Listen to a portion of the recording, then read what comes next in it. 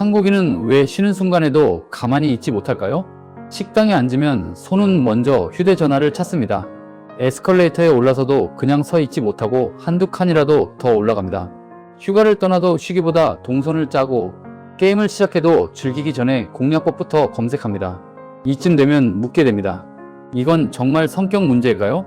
아니면 한국인에게만 유독 강하게 작동하는 어떤 심리 습관이 있는 걸까요? 흥미로운 점은 이 행동들이 단순한 조급함만으로 설명되지 않는다는 겁니다. 한국 사회는 오랫동안 농경사회, 전쟁, 가난, 압축 성장, 입시 경쟁, 성과 중심 문화를 지나왔습니다.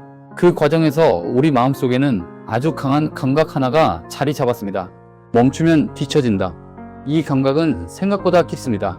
쉬고 있어도 마음 한쪽이 불편하고 아무것도 안 하면 괜히 죄책감이 들고 남들보다 느린 것 같으면 이유 없이 불안해집니다.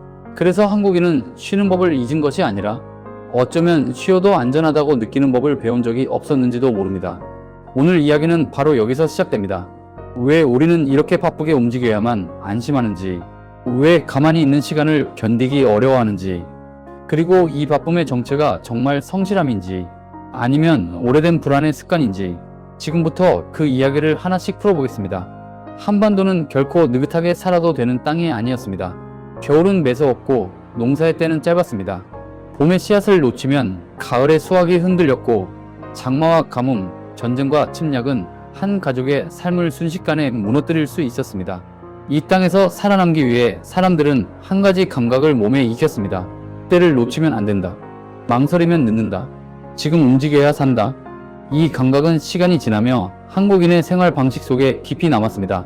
그리고 오늘날 우리는 그것을 아주 익숙한 말로 부릅니다. 빨리빨리. 그런데 이 빨리빨리는 단순히 성격이 급하다는 말로 끝나지 않습니다. 문화심리학에서는 한국을 불확실성을 피하려는 성향이 비교적 강한 사회로 설명하기도 합니다. 실제로 홉스테드 문화차원 연구에서도 한국은 불확실성 회피 지수가 높은 편에 속하는 국가로 분류됩니다. 모호한 상태를 오래 견디기보다 빨리 정리하고 확인하고 결과를 보고 싶어하는 심리가 강하다는 뜻입니다. 이 성향은 분명 한국의 힘이 되었습니다. 세계적으로 빠른 인터넷 환경, 촘촘한 배송 시스템, 위기 상황에서 빠르게 움직이는 행정과 시민의 대응, 한국인은 불안을 그냥 불안으로 두지 않았습니다. 그 불안을 속도로 바꾸고 실행력으로 바꾸고 결과로 바꾸어 왔습니다. 하지만 문제는 여기서 시작됩니다. 속도는 분명 무기가 될 수 있습니다. 그러나 속도가 삶 전체를 지배하기 시작하면 사람은 쉬는 순간에도 죄책감을 느낍니다. OECD 시간 사용 통계에서도 한국인의 수면 시간은 회원국 평균보다 짧은 편으로 나타났고 조사 대상 18개국 가운데 한국인의 하루 평균 수면 시간은 약 7시간 49분으로 가장 낮은 수준으로 보고된 바 있습니다. 그래서 한국 사회에서 잠은 오랫동안 충분한 회복이라기보다 어딘가 생산성을 방해하는 시간처럼 여겨졌습니다. 지금 잠이 오냐? 이 말은 단순한 핀잔이 아니었습니다. 그 안에는 이런 압박이 숨어 있었습니다. 너는 아직 충분히 애쓰지 않았다? 결국 생존을 위해 시작된 빠름은 어느 순간 우리를 쉬지 못하게 만드는 습관이 되었습니다. 한때는 한국인을 살린 속도가 이제는 한국인의 마음과 몸을 가장 조용히 소진시키고 있는지도 모릅니다. 자, 이제 한국인의 심리를 이해하는 가장 핵심적인 열쇠를 하나 꺼내겠습니다. 바로 우리라는 단어입니다. 한국인은 나의 엄마 대신 우리 엄마라고 합니다. 내 집 대신 우리 집, 내 학교 대신 우리 학교라고 합니다. 영어로 번역하면 도무지 말이 되지 않는 이 표현들, 왜 우리는 혼자 사는 1인 가구이면서도 우리 집이라고 할까요? 이것은 단순한 언어의 습관만은 아닙니다. 심리학에서는 이를 관계주의라는 관점에서 설명하기도 합니다. 나의 경계를 내가 사랑하는 사람들에게까지 확장하고 내가 속한 관계망 전체를 자아의 일부처럼 인식하는 심리적 구조. 나의 엄마가 아프면 내가 아픈 것이고 우리 팀이 지면 내가 진 것이며 우리나라가 위기에 처하면 그것은 곧 나의 위기입니다. 이 심리가 강하게 드러난 순간을 우리는 역사 속에서 목격했습니다. 1997년 외환위기 직후 전국의 평범한 시민들이 스스로 금부치를 가지고 은행 앞에 줄을 섰습니다. 결혼 반지를, 돌반지를, 어머니의 금목걸이를. 그렇게 모인 금이 약 227톤, 당시 가치로 약 21억 3천만 달러에 달했습니다. 국내외에서 크게 주목한 일이 한국에서 벌어진 것입니다. 이것이 우리라는 단어가 품고 있는 힘이었습니다. 이 영상이 마음에 닿으셨다면 지금 이 순간 구독 버튼 하나만 눌러 주십시오. 앞으로도 이처럼 우리 산 깊숙이 숨어 있는 이야기들을 계속해서 발굴해 드리겠습니다. 그런데 한국인의 관계주의에는 많은 분들이 오해하는 지점이 하나 있습니다. 한국인의 관계주의는 일본의 집단주의와 결이 다릅니다. 일본의 집단주의가 집단의 조화와 질서를 위해 개인의 색깔을 낮추고 매뉴얼에 순응하는 방식에 가깝다면, 한국인의 관계주의는 우리라는 틀 안에서도 강렬하게 자신의 존재감을 드러내고 반드시 인정받으려 합니다. 나를 지우지 않습니다. 오히려 나를 더욱 크게 세웁니다. 이것을 인지심리학에서는 주체성 자기라는 개념으로 설명하기도 합니다. 그리고 이 주체성 자기가 한국 사회에서 발현되는 가장 대표적인 형태가 바로 그 유명한 문장입니다. 내가 누군지 알아? 이 말을 처음 들으면 오만하거나 거만하게 느껴집니다. 그런데 심리학적으로 들여다보면 이 문장은 전혀 다른 의미를 담고 있습니다. 상대방이 나의 존재를 인정하지 않았을 때, 내 주체성이 무시당했다고 느꼈을 때 무너지는 자존감을 지키기 위한 마지막 방어선, 그것이 바로 이 문장이었습니다.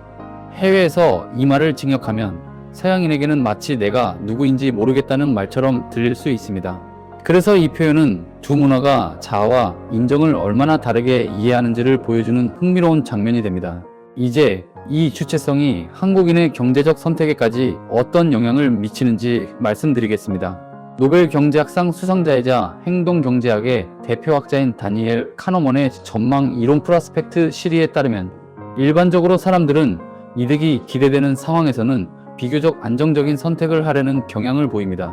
그런데 한국인의 선택을 설명할 때 흥미로운 사례가 하나 소개됩니다. 김경일 교수가 강연에서 소개한 선택 실험에서는 피험자들에게 이런 선택지가 제시됐습니다. 첫 번째, 100% 확률로 1억 원을 받는 것. 두 번째, 90% 확률로 아무것도 받지 못하지만 10% 확률로 5억 원을 받는 것. 일반적인 전망 이론의 설명에서는 많은 사람들이 확실한 1억 원을 선택할 가능성이 높다고 봅니다. 그런데 이 사례에서 한국인의 상당수는 확실한 1억 원보다 낮은 확률이지만 더 큰 금액인 5억 원에 손을 뻗었습니다. 이것이 도박 심리일까요? 아닙니다. 이때 그들의 머릿속에서는 이런 생각이 흘렀을 겁니다. 1억으로는 나 혼자밖에 못 살아. 그런데 5억이면 달라. 우리 엄마 무릎 수술을 시켜드릴 수 있어? 오랫동안 고생한 아내에게 여행 한번 보내줄 수 있어? 동생 학원비도 해결되고 아버지 오래된 차도 바꿔드릴 수 있어? 한국인에게 돈은 개인의 향락만을 위한 것이 아닙니다. 내가 사랑하는 사람들의 삶을 함께 바꿀 수 있는 자원입니다. 그 관계주의적 욕망이 한국인을 과감하게 도전하는 사람들로 만들어 왔습니다. 그런데 이 모든 이야기의 가장 어두운 이면이 아직 남아 있습니다. 화병, 미국 정신의학회가 발간한 정신질환 진단 및 통계 편람 DSM-IV에서는 화병을 한국 문화와 관련된 문화결합 증후군으로 다뤘습니다. 이 증상은 단순한 스트레스만으로 설명되기 어렵습니다.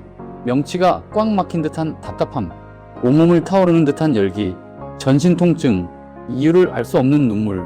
이 증상들은 억울한 감정을 오래도록 사귀고 슬픔을 삼키고 분노를 눌러온 결과가 몸의 증상으로 나타나는 심신의 고통에 가깝습니다. 유교적 전통은 오랜 시간 동안 감정 표현을 절제해야 할 것으로 여겼습니다.